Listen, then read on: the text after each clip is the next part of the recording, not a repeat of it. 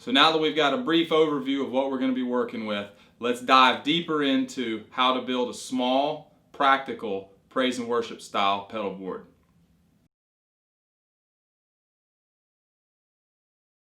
So Matt, you are an expert in the fields of praise and worship, U2 style, edge kind of guitar playing.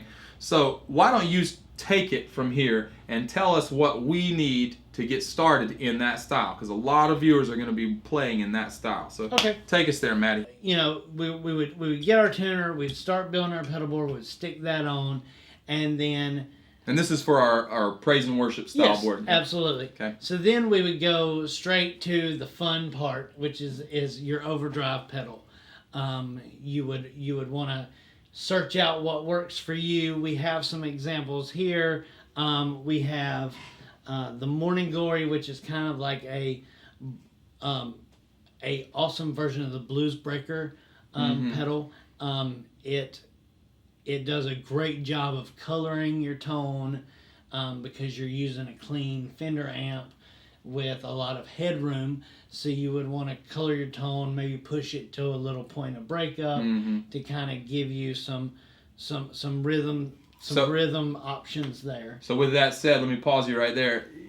Typically in this style of praise and worship music, would you say that guys are more likely, I know this is not pedals, but this is what the pedals would color. Are you saying that guys would primarily use more headroom, clean amplifiers, Vox, Fender type, over your Marshall kind of things? Yes. Okay. Yes, you want that kind of cleaner tone, because in worship you do have some slower songs, and it's not a rock punch to it. And you need to be able to build. Yes, so you want to build that up. You want to make that song have a building block. Yeah. And build up to, and most songs are like that. Don't get me wrong, but especially in worship, you want to work on a building. But if you're using like a high gain amplifier, like a Marshall type or like a Splon like I use, you're not gonna want to put all this reverb and delay and things like that. We're going to talk, well, delay, but you're not going to want to cloud it up. The amp's already doing all your driving. So you're not going to want to layer all that stuff on top of it, and that makes sense. Yeah, okay. and with the Marshall, the amp does the work. Right. In the worship atmosphere, is the amp is your bass, and the pedals do the work. Gotcha. So... it's the palette, and the pedals are the paint. Absolutely. And you are Michelangelo. Absolutely. Got it. There we go. Got it. And so your feet are Michelangelo. Sorry, I'll move on. That I'm stuck on that for a second. So there's that option of doing like a blues breaker, along with this is the Bonsai, which is several tube screamers throughout the years that JHS does both of these. Make fantastic pedals. Highly recommended. Tube Screamer being Tube Screamer. Yes. we have lots of Tube Screamers out here. There's some sitting out there. So we have 808s and TS9s and TS10s out here. That's kind of what I'm seeing. Yeah, Voodoo Lab. This gets kind of like a Tube Screamer. Hey, real quick, is there a difference? Let's tell our viewer real quick. Is there a difference between overdrive and distortion pedals? Yes. Okay. What's the difference? Explain that really quickly. What are we looking at here? I would be overdrive. You would be. Perfect. So the and overdrive. Personality. The overdrive would definitely is the amp at a breakup. That's the okay. All right. The amp. You've breaking the amp up. You've cranked it to 11, and it is on full throttle for a Fender. That is kind of just a breakup compared to a Marshall, where you put it on 1.5 and it's massive. Gotcha. and awesome. So the idea is you're trying to get the sound of a loud broke up amp at a low volume. Absolutely. Yeah. Okay. That makes sense. All right. I say absolutely a lot. That's a good word. So. Absolutely it is. And then your overdrive is going to be, your distortion is going to be more like that saturated, high gain. It can be used in worship. There's many different playing styles in that you can have this saturated tone. That's still clean sounding and very out front. Okay. And then you can also use very minimal gain and still have that kind of drive and punch. Okay. Because it is a lot of atmospheric things going on with worship. So for our pedal board, which one are we going to go with? Let's talk about let's go ahead and hit this. This is great. So we're gonna pick a drive here. We're gonna go with the bonsai. All right. We're gonna stick that on there. Let's move it this way. I don't know why I put it there. Let's plug her in here. And when you use patch cables, there's several schools of thought here, but we're going to be using right now for this small rig, we're going to be using what's called pancake cables, and as you can see, they're just flatter. They're like pancakes. They're flat, and you can squeeze a lot more room in there. So, get that real estate. That's right. All about that real estate. So you can see here, we're going to save a lot of room. And sometimes I guess they can overlap a little bit. They can, which would get you closer to where you need to be.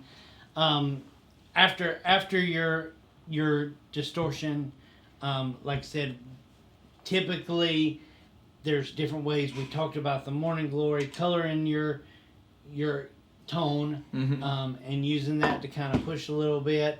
You can use a drive and choose to break that up, and then adding a boost. For example, here's a boost. This is Carolina Effects Icarus boost. Works well. So you would use your boost to boost leads. So if you're going to a lead and you've been playing just kind of rhythm or a rhythmic lead part, you would do that with your drive. Yeah. And if it needed to kick in for some kind of lead tone or delay part that needs to push out in the mix, that's where you would have kind of a boost effect in that. And so that would kind of help with that. And this is a basic board. It can get, like I said, a whole lot more in depth with things. You want to hear this real quick and see what we're working with so far? Absolutely. All right, so we got these hooked up now, Reese. So we're gonna run our gain first. Is that what we're doing? We'll run our drive, and then we'll run our boost after that. Absolutely. Now remember, when we're buying our first pedals, you may not go straight to the boost. You said earlier you would go to the delay, I think, next. But for the purpose of building an actual worship, praise and worship type of board, we're going to need a boost pedal. Yes. Okay. So that is going to need to be on that list somewhere. And in some cases, like the box of rock or the double rock here, you can actually get 2 for the price of 1. Actually, you can get 2 for the price of 2. Or 1 for the price of 2, because they're not really cheap pedals. But they do have built-in boosts with them. So that's always an option. You don't have to buy 2 pedals. You can buy 1 pedal with the boost and the gain in it. Yeah, so for example, I see a full drive 2 over there that has that option. That's right. The ZVEX Boxer Rock, the ZVEX Double Rock. Got the box here. Yeah. There's the Protein, that's the brown amplification. Where you see that? Which is right up there beside the right. Yep. Yeah. They're gonna usually have two foot switches on them, so one is gonna activate the gain and one is gonna activate a boost. So yeah, you can go 2 in 1, and actually, let's see, would that save us some real estate? Yeah, it would save us a little bit, but for now we're good on our real estate. But if you're looking to really cut back on the space, you could go 2 in 1. Yeah. So let's hear this.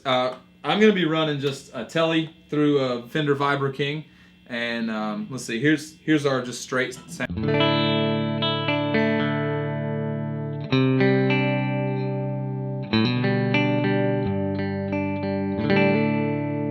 Now, before we start, we want to add this disclaimer in that when you're building a pedal board, you want to try your best to start with your amp volume of what you want it to be. Yeah. Once you get your amp volume where you want it to be, you want to go through each pedal and make sure that you're at that same volume. So you don't have any kind of jump when you go to turn a pedal on or off. Yeah. Now the boost is a little different. Right. Because it's going to boost up a little bit, so the volume is going to go up. So you want that to be a little louder. You want your volumes across the board to match the volume that is on your amplifier. Okay. So let's kind of hit this bad boy and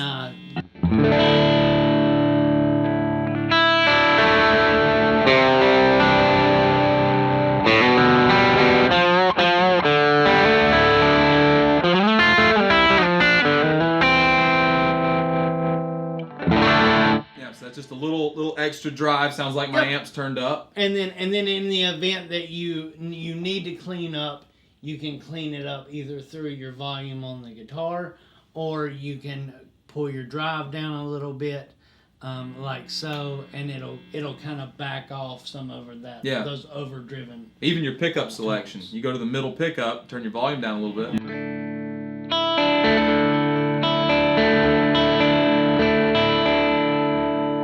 So if we're doing like a high energy praise and worship set, and I want to really just be chugging here.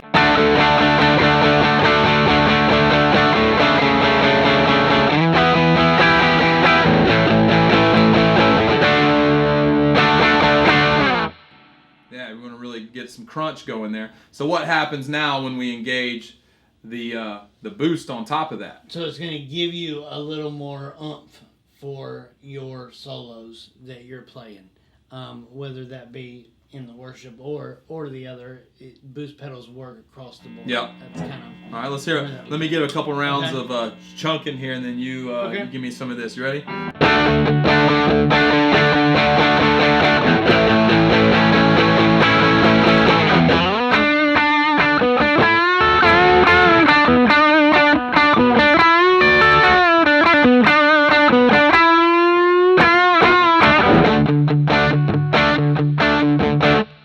Engage it when you want to rip, cut it back off when you go back to rhythm. Perfect. Yeah. And it does. It doesn't really color the sound too much. It just elevates the sound a little bit. Yep. Excellent. All right. So we've got our gains and our boosts. What's going to be next? We typically like to throw in a volume pedal. And the conventional way of looking at that is typically after the drives. Okay. You want to throw the volume pedal on, and then move towards your other pedals that you're gonna run on the chain. All right. So we got our volume pedal put in now, and this is what we're gonna primarily use for what we call swells in praise and worship music. You call it swells in anything, but in praise and worship music, they're gonna use this a lot, right? Am I right about that? Yes. So most people use it for swells with the ambience of delay and reverb, which we're going to get onto after this. Okay, so maybe we just bypass it. So this would just come into effect to run to turn off so you can tune. Some of them have a tuner out on them, so when you kill your sound, most tuner pedals have a master kill switch that will just automatically turn everything off, and you can do that. Some want to have the tuner on at all times to kind of see what's going on, so they run it through an auxiliary. Sometimes, depending on the volume pedal, there can be some tone loss, so you have to listen to that. I've heard that from many guitar players that using the tuner out, and sometimes using a volume pedal can change your tone a little bit. So, and let's be really clear, just in case the viewer doesn't know, a volume pedal is that. It's a volume pedal. When you turn it back, you lose your volume. When you turn it up, your volume gets loud. It's basically like a volume knob on the floor. So you don't have to mess with anything on your guitar. You just use your foot. That's all. And because it's a small board, we're using the mini Dunlop pedal. Yep. So. You mean you didn't want to put this on here? Yeah. Well, that would be quite difficult. All right.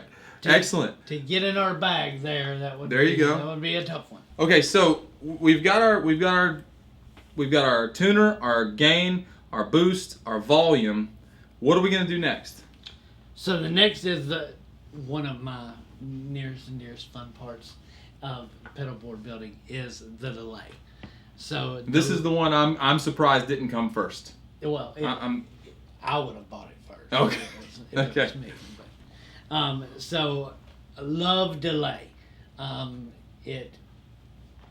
There's so many different things you can do in so many genres with the delay, whether it be a slapback delay or country and a stuff like that. full long atmospheric delay. That's kind of what you use delay, and it kind of gives you that little pop back of what you're trying to express. Yeah, cool. So what are we using today? So there's different ones out there. We have a ton of them out here. I'm just gonna. Let's look at what do we got here. We got some Boss delays. We got Empress tape delay, T-Rex replica, Boss Giga delay, Memory Man. Dude, talk about the Echo Machine. You have to talk about the Echo Machine. The Echo Machine.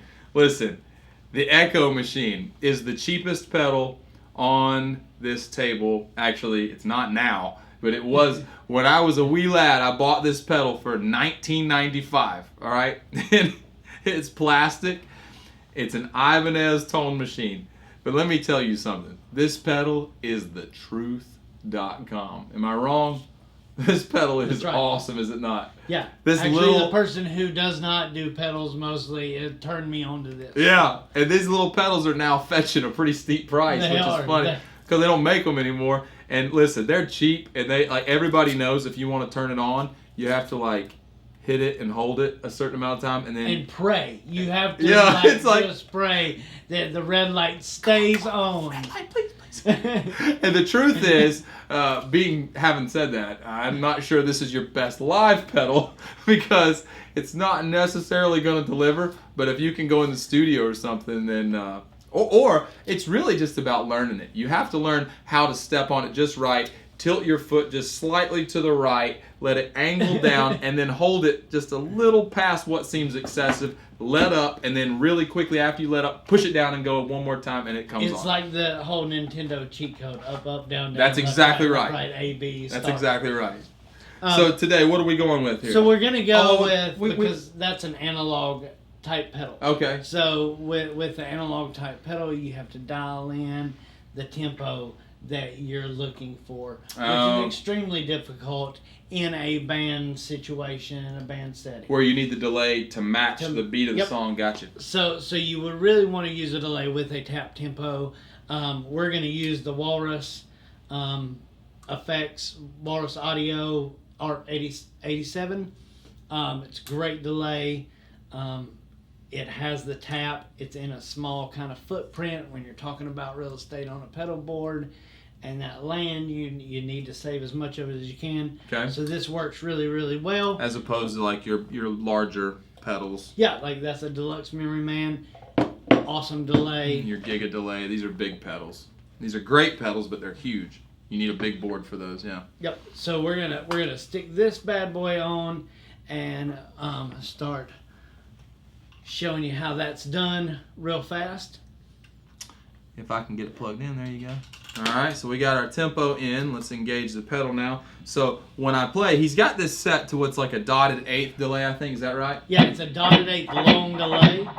So it hangs out there for a really long time.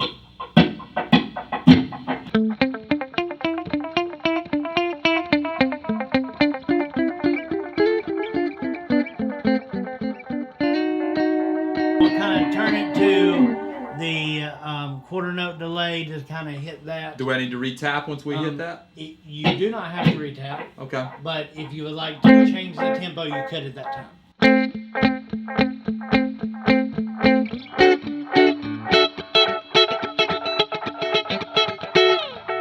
And that's a long delay. You can set a short delay. It kind of does all kinds of fun things. So if I wanted to do like a lead part, and I said, or maybe try that like a.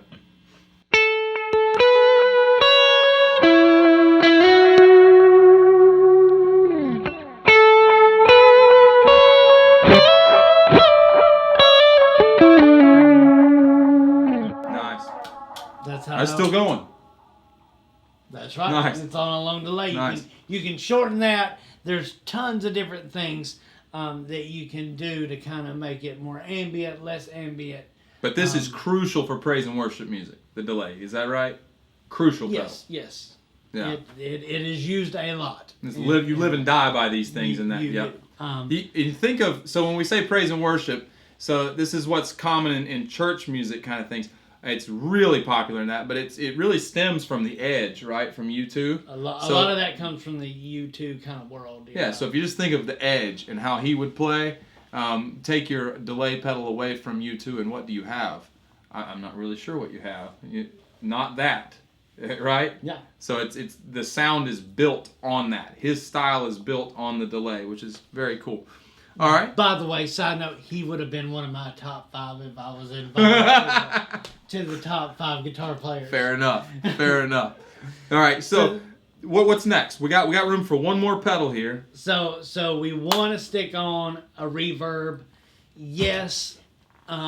I'm going to go ahead and answer your question that you haven't even asked yet. Oh, good. Reverb is typically in the amplifier, and Caleb would normally ask this question: why would you not just turn the reverb on the amp? Because why wouldn't you?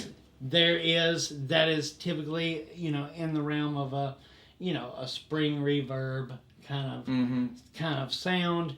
Reverbs now there's a lot more ambience and different things to them. Almost like a delay pedal in some way. It is, but it's just a straight reverb sound off the tone. There's no kind of repeats. And I would probably make the argument for pedal reverb in this scenario because it's able to basically remove it if you don't want it, right? I mean, if you go back and you have your amp reverb cranked and you're relying on that, well, it's going to stay cranked no matter what you do. So if you put your gain on, it's going to be a crank. You're going to sound like Roy Buchanan, basically, which is not a bad thing either. All right. That is not. So what are we running with today? So there's different options with reverb. We'll kind of hit to them real quick because I got to throw Wallace Audio a big shout out again. This is their Fathom. They also have an SLO. The cool thing about this reverb is it does have a sustain switch, which in the realm of worship there is swelling. So you do swells that are really ambient and really pad-like undertones. Oh, and does that hold it as long as you hold it? Yep. So when you hold that sustain down, it's a momentary switch. So when you hold that down, it'll hold it for the whole moment that you want it to be there. Gotcha. And it'll kind of hold that out, and that'll be the underlying. So when you're playing a chord and letting that chord kind of ring out, even when the guitar tone, the initial tone dies out, the reverb kind of still hangs in there when you're holding on, and you can let that thing go at any time. It's awesome. It's got a bunch of different settings. For this, we're going to use a standard Hall of Fame. It's by TC Electronics. It's a pretty neat little pedal. It has a tone print option. You can actually take your phone. This is way out of your realm. I don't doubt You can take your phone, pull up a tone print, stick it onto the pickup. It sends a signal through there and puts this on the pedal. Unreal. Super cool feature. I personally, when I use this pedal, I usually leave it on a church setting, and then on the tone print there's a setting called a room with a view, which is a lot like the Boss RV5 modulate part of that unit. Okay. So we're gonna stick that on there and kind of let you hang out with that. All right. So then we're gonna let's turn our delay off for a second, and let's just hear this reverb.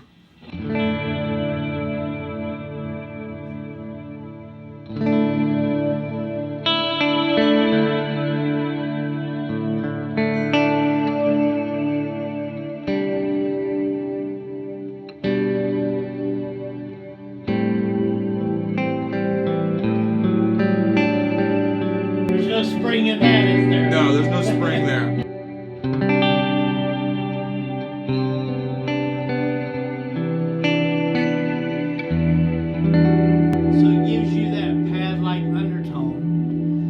So when you're gonna swell in a chord,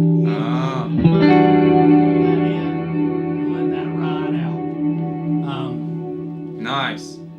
Nice. And is this? Do you do delay with that? Yes. So now we've got both engaged, and hey, you want to swell that in for me while I do this? Let's try a nice swell here.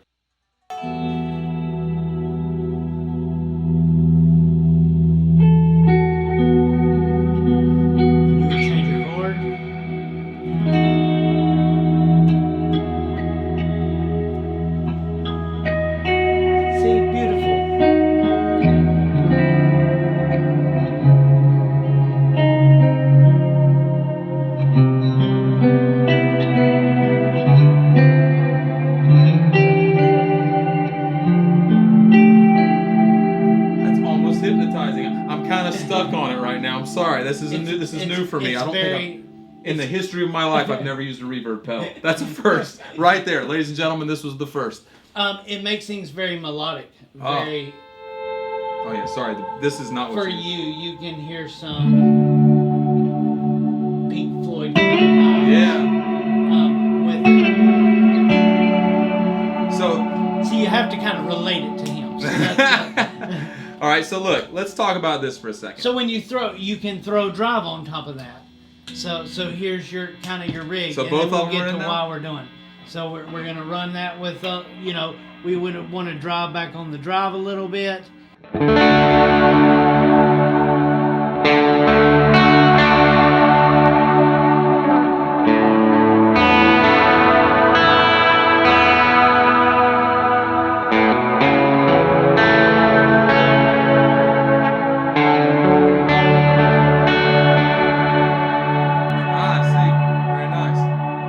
So let's talk about this really quick. So we've got our pedal board assembled here. All right, everything's where it needs to be. Now, why is it in this order, Matt? Is there a reason why our distortion pedals are over here and our modulation pedals are on the end?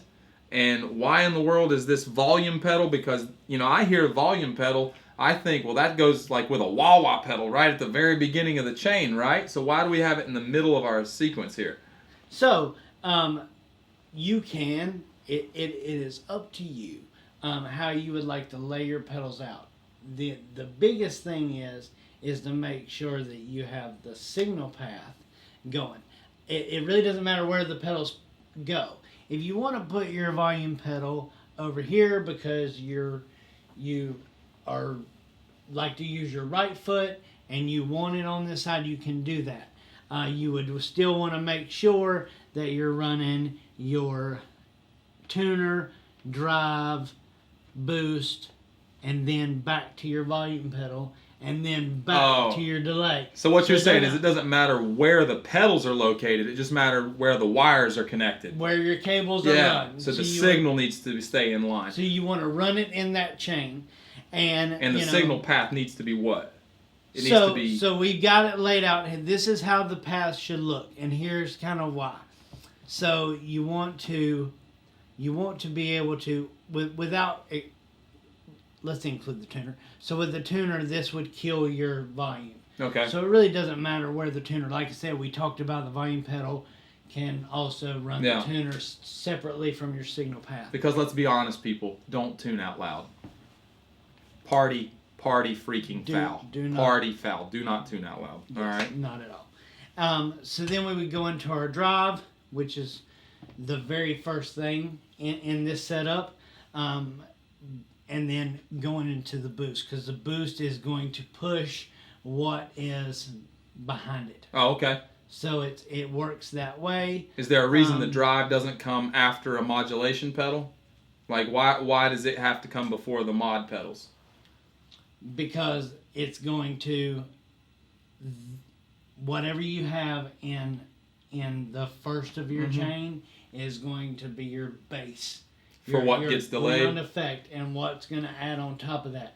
You can put your delay before your drive, but it's going to be an overdriven delay. Oh, I got you. It's going to affect the sound. So you have to see. You have to look at it that way versus you want to drive and then have the delay after. Gotcha. After the drive, this is your base.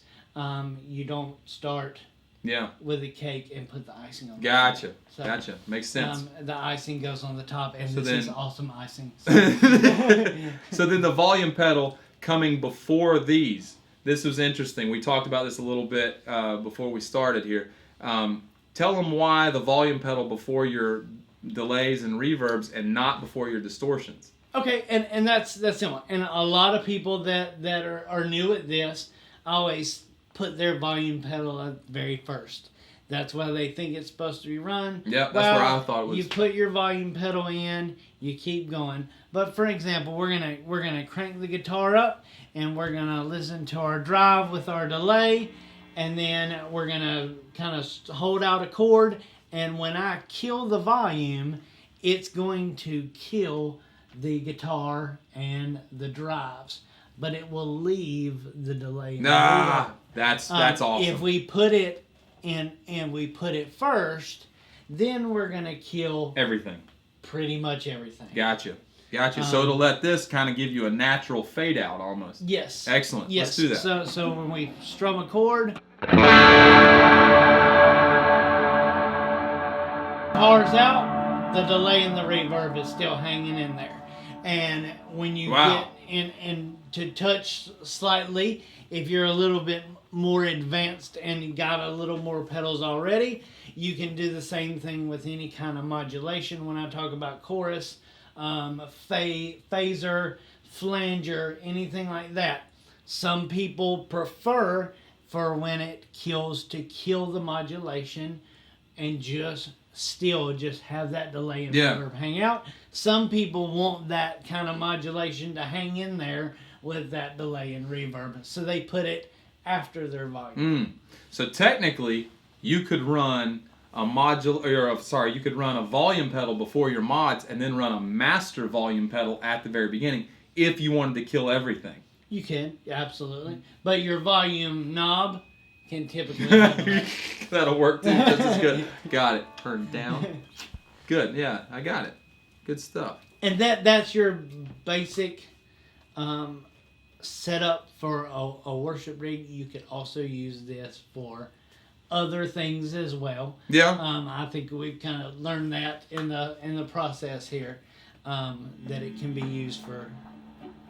That's exciting. That's the first time ever using a reverb pedal. That's amazing. Yep. I instantly felt like I was in a. We'll let you kind of just play with the in church a movie here, or something. Going out, and like I said, anytime during this video, if you're watching it, you can leave comments down below, and there's questions that we can get to you and absolutely answer. Yeah, and, we can get to you and answer some of these questions. And see, that's just a shorter. Yeah. It's not as out front reverb.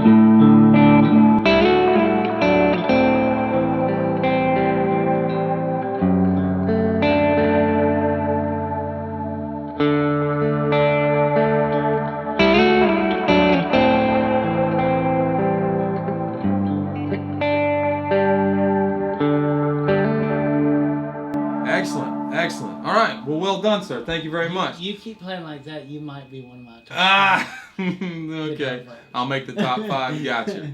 All right. So let's do this. Let's take this thing apart and let me build what I would use. I can't wait. In a rock and blues setting. All right. So stay tuned. We'll build the rock pedal board now. Hey y'all, thanks for hanging out. Hope you enjoyed this video.